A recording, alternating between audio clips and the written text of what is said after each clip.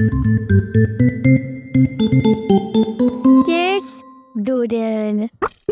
चिड़िया, कबूतर, पंछी उड़ रहे थे। कबूतर, मैं और नहीं उड़ सकती। राणो, बस थोड़ा सा और उड़ लो। मुझे दूर काफी सारे पक्षियों के घोंसले भी नजर आ रहे हैं। हम आज वहाँ पर रहेंगे। थोड़ी देर और उड़ने के बाद चिड़िया और कबूतर उस जंगल में पहुँच जाते हैं। वो दोनों एक जगह पर बैठ जाते हैं। कबूतर, क्या अच्छा ही रात हम यहाँ पे ही बैठे रहेंगे? मैं बहुत थक गई हूँ और मेरे पेट में भी बहुत दर्द हो रहा है। लगता है मैं जल्द ही अंडा देने वाली हूँ। राणो, ये जंगल तो हमारे लिए नहीं है, लेकिन यहाँ पे बहुत सारे पंछियों के घोंसले नजर आ रहे हैं। हमें किसी से मदद मांगनी होगी। बस आज रात की ही बात है। तुम जैसे तैसे हम करके गुजार लेंगे। कल मैं इसी जंगल में टूटा फूटा घोंसला बना लूँगा और अंडे से बच्चा निकलने तक हम इसी जंगल में रहेंगे। फिर चिड़िया और कबूतर आगे निकल पड़ते हैं। उन्हें एक पेड़ पर एक घोंसला नजर आता है। दोनों उस घोंसले के पास जाते हैं। कबूतर घोंसले के दरवाजे खटखटाता है। उसमें से एक कौवा निकलता है। अरे, तुम दोनों कौन हो? मेरे घर के बाहर क्या कर रहे हो? कौवा भाई, मेरा नाम राजू है और ये मेरी दोस्त राणो है। हम इस जंगल से नहीं हैं। हम काफ़ी दूर से उड़कर यहाँ आए हैं। हमारे जंगल में बहुत बड़ा तूफान आया था, जिसमें हमारे घोंसले टूट गए हैं। हम जैसे तैसे करके यहाँ तक पहुँचे हैं। मेरी दोस्त अंडा देने वाली है और जल्द ही माँ बनने वाली है। क्या आज रात के लिए आपके घोंसले में हम रुक सकते हैं? वो दोनों अंदर जाने ही वाले होते हैं कि गौरी नाम की कौवी बाहर आ जाती है। अरे, तुम दोनों अंदर नहीं आ सकते। और तुम इस अजनबी को अंदर क्यों लेकर आ रहे हो? ये तुम क्या कर रही हो? ये दोनों मुसीबत में हैं। हमें इन दोनों की मदद करनी चाहिए। ये दोनों मुसीबत में हैं। वो इनकी परेशानी है, ना कि हमारी। एक तो घर में रहने की जगह नहीं है और खाने के लिए भोजन भी बहुत कम है। अगर इनको घर में ले आएंगे वो तो बहुत मुसीबत हो जाएगी। इतना कुछ बोलकर गौरी घर के अंदर चली जाती है। कबूतर भाई, अब हम क्या करेंगे? पेट में बहुत दर्द हो रहा है। चले हम किसी और से मदद मांगते हैं।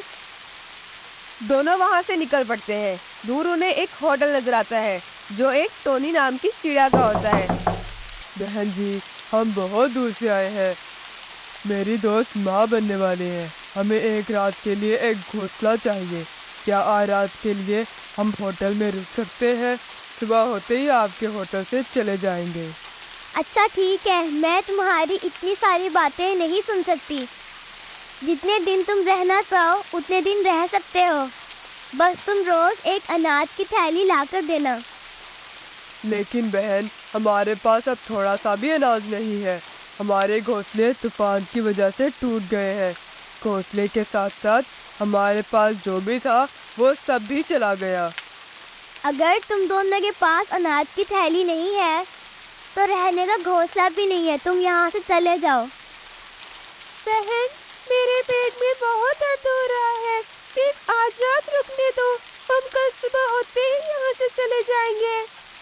अरे हो कल मोही, क्या तुम्हें एक बार बताने की समझ नहीं आती?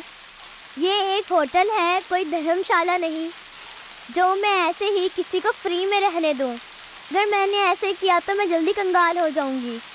अपने इस मोटे दोस्त ले जाओ, वरना मुझसे बुरा कुछ नहीं।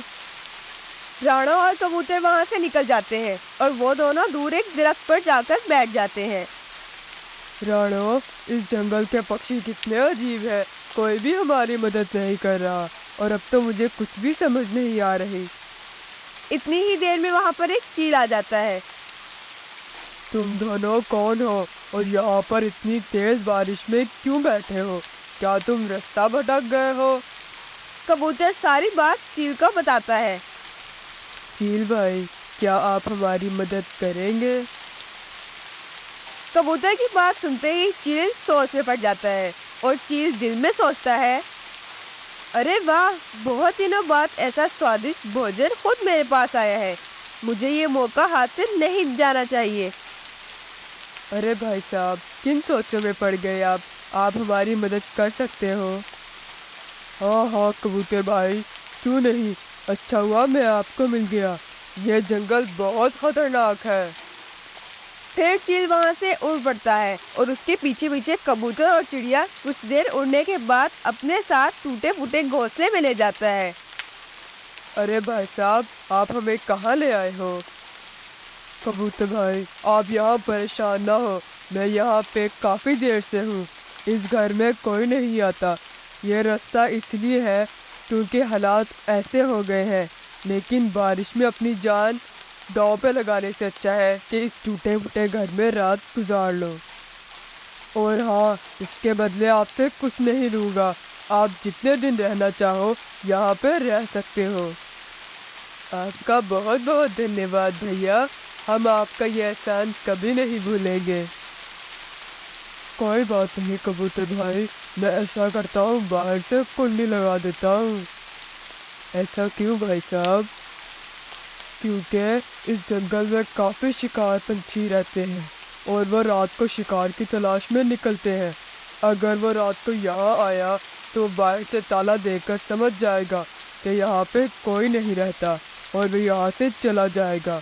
आप जल्दी से अंदर चले जाओ, मैं ताला लगा देता हूँ। ये तो बहुत अच्छा आइडिया है आपका, बहुत बहुत धन्यवाद चील भाई। कबूतर और राणा घोंसले में चले जाते हैं और चील बारिश से कुंडी लगा देता है और वहाँ से निकल जाता है।